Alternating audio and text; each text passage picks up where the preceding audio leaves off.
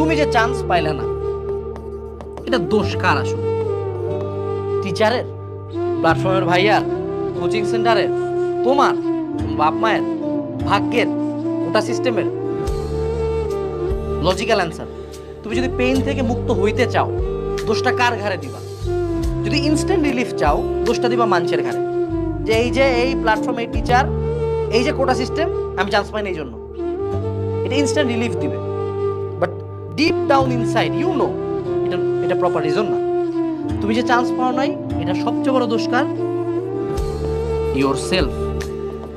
তুমি যখন একটা জিনিসের দোষ স্বীকার করো, তুমি যখন একটা জিনিস রিয়েলাইজ করো, তুমি যখন জিনিস মানে নাও, যে কোনো কষ্ট থেকে বের হওয়ার সবচেয়ে বড় উপায় হইল মানে নেওয়া, একসেপ্টিং দ্য ফল্ট। একসেপ্ট করা যে চান্স পাই নাই, একসেপ্ট করা আমি চান্স পাই নাই কারণ আমি আমার বেস্টটা দেই নাই। এবং এই একসেপ্টেন্স থেকে নতুন একটা জিনিস শুরু হয়, সেটা হলো রিপেন্টেন্স। রিপেন্টেন্স থেকে কি শুরু হয়? রিভাইভাল, যে না আমি জানি আমার দোষ হয়েছে, আমি জানি আমার ভুল হয়েছে, বাট আমি এখন জিনিসটাকে ঠিক করতে চাই, আমি যে এখন এই জিনিসটাকে ফিক্স করতে চাই। সো তুমি আজকে যদি সময় পাও, make a list. Make a list. কিসের লিস্ট করবো বলো তো? Of your faults. কি কি ভুল করছো তুমি, কি কি ভুলের কারণে তোমার মনে হয় তোমার মেডিকেলে চান্স হইল না, এবং সবগুলা লিস্ট বানায় টেবিলের সামনে আটায় দাও। তোমার যে এই যে খারাপ লাগা, অপমান, এটার কারণে তুমি চাইলে হাতে চুরি বসে পরে সুন্দর মতো রুমের মধ্যে শাবনুরের মতো বিছানার মধ্যে ধাপ দিয়ে যায়, কান্দে, মেডিকেল হয় না। You can do this. অথবা প্রত্যেকটা খারাপ কমেন্টের স্ক্রিনশট রাখা, প্রত্যেকটা মানুষের চেহারা খেয়াল রাখা, প্রত্যেকটা মানুষ যারা কথা শুনেছে তাদের কথা খেয়াল রাখা, এন্ড সেগুলাকে মনের মধ্যে পোষা। প্রত্যেকটা রাগকে নিজের অ্যাঙ্গারে নিয়ে আসা। দুঃখ থেকে, স্যাডনেস থেকে অ্যাঙ্গারে আসা খুব সোজা, ঠিক আছে? 5 স্টেজেস অফ গ্রিফ। আমার স্টেজ একটাই, অ্যাঙ্গার। মনের মধ্যে রাগটা পুষো না, লেখো, ডায়েরি লেখো, 72 ঘন্টা ডায়েরি লেখো, স্ক্রিনশট তুলো।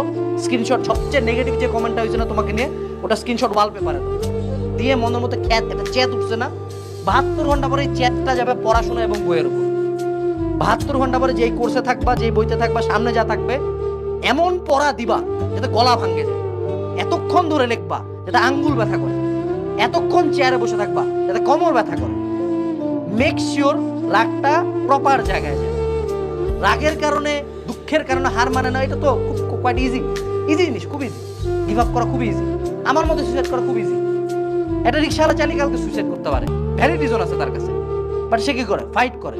So be that guy, be that girl, fight করো। অ্যাঙ্গারটাকে জায়গা মতো কাজে লাগাও। আর মনে রাখবা, আমি যতই মোটিভেশন দেই, এই মোটিভেশনের মেয়াদ হলো 5 মিনিট। 5 মিনিট পরে আবার রিয়ালিটি কিক ইন করবে, খারাপ লাগবে, but that's the fun part. You do it anyway.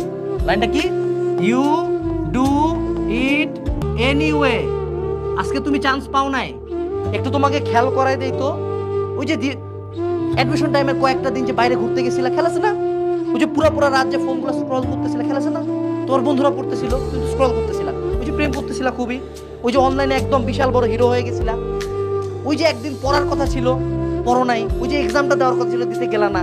ওই যে কোচিং এর কথা বলে বাইরে ঘুরে বেড়াচ্ছিলা, দিনগুলো খেলাছে না? ফ্ল্যাশব্যাকে যাও তো একটু, কি কি ফাঁকি দিছিলা, তাই না? ওই সময় তুমি কি করছিলা?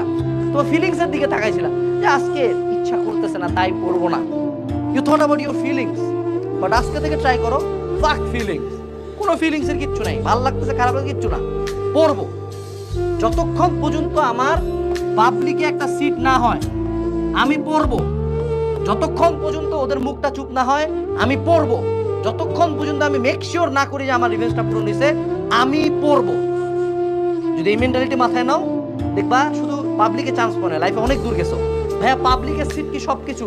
উত্তর হলো কিচ্ছু না। বাট কিছু না হলে আমি ফাইট দিব না কেন? ও যদি পায় আমি ফাইট দিব না কেন? ও যদি পাবলিকে পড়তে পারে আমি কেন হার মানবো? আমাকে কেন হার মানতে বলা হচ্ছে? আমি হার মানবো না। এই কথা দিয়েই আমাদের আজকের লাইফটা শেষ। যারা মেডিকেলে চান্স পাও নাই, তোমার জন্য সমবেদনা। বাট যারা মেডিকেলে চান্স পাও নাই, তোমার জন্য এখনো অসংখ্য পথ খোলা আছে। উনার উপর বিশ্বাস রাখো, উনার তোমাকে নিয়ে আরো বেটার প্ল্যান থাকতে পারে। সো উনাকে বেটার প্ল্যানটা বাস্তবায়ন করতে দেওয়ার জন্য তোমাকে কাজ করতে হবে। রুমের মধ্যে দরজা লাগাই দিয়ে কান্দাকাটি করলে উনার প্ল্যানে কোনো বাস্তবায়নের সুযোগই থাকবে না।